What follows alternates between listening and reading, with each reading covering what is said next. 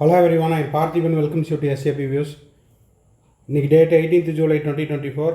இந்த வீடியோவை நான் ஒரு 4:45 ரெக்கார்ட் பண்ணிட்டு இருக்கிறேன். உங்களுக்கு 5 o'clock ரீச் ஆயிடும். இன்னைக்கு நீட் யூஜி 2024ல வழக்கு விசாரணை அப்படிங்கிறது முடிந்தது. இன்றைய வழக்கினுடைய விவரம் என்னென்ன அப்படிங்கிறத பார்த்துடலாம். அடுத்த கட்ட விசாரணை அப்படிங்கிறது, அதாவது நெக்ஸ்ட் ஹியரிங் அப்படிங்கிறது 22 ஜூலை 2024க்கு ஒத்தி வச்சுருக்காங்க. அது மட்டும் இல்லாமல் ரீரிசல்ட் அப்படிங்கிறது எக்ஸாம் சென்டர் வைஸாக ரிசல்ட்டை வந்து நாளை மாலை 5 மணிக்குள்ளே என்டிஏ ரிலீஸ் பண்ணுவாங்க அப்படிங்கிற தகவல்களையும் இந்த வீடியோவில் நம்ம பார்க்க போகிறோம். கவுன்சிலிங்க்கான டேட் அப்படிங்கிறது 24th ஜூலை 2024.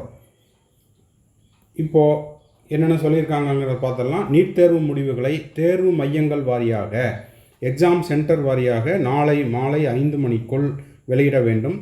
மாணவர்களின் அடையாளங்களை வெளியிடப்படக்கூடாது. தேர்வு மையங்கள் வாரியாக மதிப்பெண் எவ்வாறு மாறுபடுகிறது, அதாவது ஒரு சென்டரில் ஒரே சென்டரில் டாப்பர்ஸ் அதிகமாக இருக்காங்க, இல்லைன்னா ஒரு பர்டிகுலர் சென்டர் வேணும் அப்படிங்கிறதுக்காக அந்த சென்டரை செலக்ட் பண்ணுறோம் அப்படிங்கிற கொஷின்ஸுக்கெல்லாம் ஆன்சர் கிடைக்கிறதுக்காக இந்த மாதிரியான எக்ஸாம் சென்டர் வைஸாக ரிசல்ட்டை வந்து நாளை மாலை 5 மணிக்குள் வெளியிட வேண்டும் அப்படிங்கிறத என்டிஏக்கு உச்சநீதிமன்றம் உத்தரவு பிறப்பித்துள்ளது. தேர்வு மையங்கள் வாரியாக மதிப்பெண் எவ்வாறு மாறுபடுகிறது என்பதனை நாங்கள் தெரிந்து கொள்ள முடியும் என தேசிய தேர்வு முகமைக்கு உச்சநீதிமன்றம் உத்தரவு பிறப்பித்துள்ளது. அது மட்டும் இல்லாமல் இப்போ பார்த்திங்கன்னா நீட் தேர்வு வினாத்தாள் கசிவு உள்ளிட்ட முறைகேடுகள் தொடர்பாக வழக்குகள் ஜூலை 22ஆம் தேதிக்கு ஒத்திவைக்கப்பட்டுள்ளது. அது மட்டும் இல்லாமல் ஜூலை 22ஆம் தேதிக்குள்ளே வழக்கினுடைய முழு விசாரணை அப்படிங்கிறது நிறைவு செய்து விடலாம் என்பது நீதிபதிகளினுடைய உச்சநீதிமன்ற நீதிபதிகளினுடைய அறிவிப்பு. வரும் 24ஆம் தேதி கவுன்சிலிங் தொடங்க திட்டமிட்டுள்ளதாக மத்திய அரசு அறிவித்துள்ளது. இது 2 அல்லது 3 மாதங்கள் இந்த கவுன்சிலிங் ப்ராசஸ் அப்படிங்கிறது நடைமுறைப்படுத்த 3 மாத கால அவகாசம் தேவை அப்படிங்கிறதையும் மத்திய அரசு உச்சநீதிமன்றத்தில் தெரிவித்துள்ளது. அப்போ ஜூலை 24ஆம் தேதி கவுன்சிலிங் ப்ராசஸ் ஆரம்பிச்சது அப்படின்னா ஜூலை 24, ஆகஸ்ட்டு, செப்டம்பர் இறுதிக்குள்ளே அல்லது அக்டோபர் முதல் வாரத்துக்குள்ளே கவுன்சிலிங் ப்ராசஸ் அப்படிங்கிறது முடிக்க திட்டமிட்டுள்ளதாக மத்திய அரசு உச்சநீதிமன்றத்தில் அறிவித்துள்ளது. அதே போல் இப்போ பார்த்திங்கன்னா இந்த இவ்வளவு 24 லட்சம் பேர் எழுதக்கூடிய இந்த தேர்வினுடைய வினாத்தாட்களை ரிக்ஸாவில், அதாவது ரிக்ஸாவில் அனுப்பியது ஏன் அப்படிங்கிறதையும் கேள்வி கேட்டிருக்கிறாங்க. அது மட்டும் இல்லாமல் வினாத்தாள்களுக்கு 7 கட்ட பாதுகாப்பு அப்படிங்கிறது அமைக்கப்பட்டிருந்தது. அப்படி இருந்தும் எப்படி கொஸ்டின் பேப்பர் லீக் ஆச்சு? வினாத்தாள் அச்சடிக்கும் மையத்திலிருந்து ஒரே நாளில் வெவ்வேறு பகுதிகளில் வினாத்தாள் கிளம்பும். அப்போது எக்ஸாம் பிரிண்டிங் ப்ரெஸ்ஸில் இருந்து ஒரே நாளில் தான் மற்ற பகுதிகளுக்கும் வினாத்தாள்கள் கிளம்புகிறது அப்படிங்கிறது என்டிஏ தரப்பினுடைய விளக்கம்.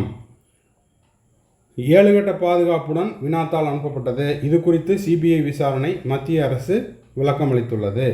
4ஆம் தேதியே வினாத்தாள் வெளியானது என்பதற்கு தேசிய தேர்வு முகமை எதிர்ப்பு. 4ஆம் தேதி ரிலீஸ், அதாவது கொஸ்டின் பேப்பர் லீக் ஆச்சு அப்படிங்கிறதுக்கு என்டிஏ தரப்பில் எதிர்ப்பு தெரிவிக்கப்பட்டுள்ளது. பணத்துக்காக மோசடி செய்யும் நிலையில் அதற்கான குழுவை அவர்கள் தயார் செய்திருக்க வேண்டும். இப்போ கொஸ்டின் பேப்பர் வந்து ஒரு டீமாக தான் கொஸ்டின் பேப்பரை லீக் பண்ணியிருக்க முடியும். ஏன்னா இது வந்து பண மோசடி கும்பல், பணத்துக்காகத்தான் இந்த மோசடி நடந்திருக்குது அப்படிங்கிறதையும் குறிப்பிடப்பட்டுள்ளது. பணத்துக்காக மோசடி செய்தவர்கள் பலரும் கேள்வித்தாளை பலருக்கும் வழங்கியிருக்கலாம் என்பது உச்சநீதிமன்ற நீதிபதிகளுடைய கருத்து. பணத்துக்காக மோசடி செய்தவர்கள் பலருக்கும் கேள்வித்தாளை வழங்கியிருக்கலாம் என்பது நீதிபதிகளுடைய கருத்து. உச்சநீதிமன்ற தலைமை நீதிபதி சந்திரசூட் அவர்களினுடைய கருத்தாகவும் உள்ளது. நீட் தேர்வு முறைகேடுகளில் ஈடுபட்டவர்கள் பணத்துக்காக இந்த செயலை ஈடுபட்டுள்ளனர். உச்சநீதிமன்ற தலைமை நீதிபதி சந்திரசூட் கருத்து: நீட் தேர்வு முறைகேடுகளில் ஈடுபட்டவர்கள் பணத்துக்காக இந்த செயல்களை ஈடுபட்டுள்ளனர். ஸோ இதுதான் வந்து இன்னைக்கு வழக்கினுடைய விவரங்கள். 22ஆம் தேதிக்கு, ஜூலை 22ஆம் தேதிக்கு வழக்கு ஒத்திவைக்கப்பட்டுள்ளது. 22ஆம் தேதிக்குள்ளே இந்த வழக்கு வந்து ஒரு முடிவுக்கு வந்துடும் அப்படிங்கிறதையும் சூட்சமமாக நீதிபதிகள் குறிப்பிட்டிருக்கிறாங்க. 24ஆம் தேதி கவுன்சிலிங் துவங்குவதற்கு மத்திய அரசு தயாராக உள்ளது. அது மட்டும் இல்லாமல் 2 அல்லது 3 மாத காலங்களில் நாங்கள் இந்த கவுன்சிலிங் ப்ராசஸை முடிச்சிருவோம் அப்படிங்கிறதையும் சொல்லியிருக்காங்க.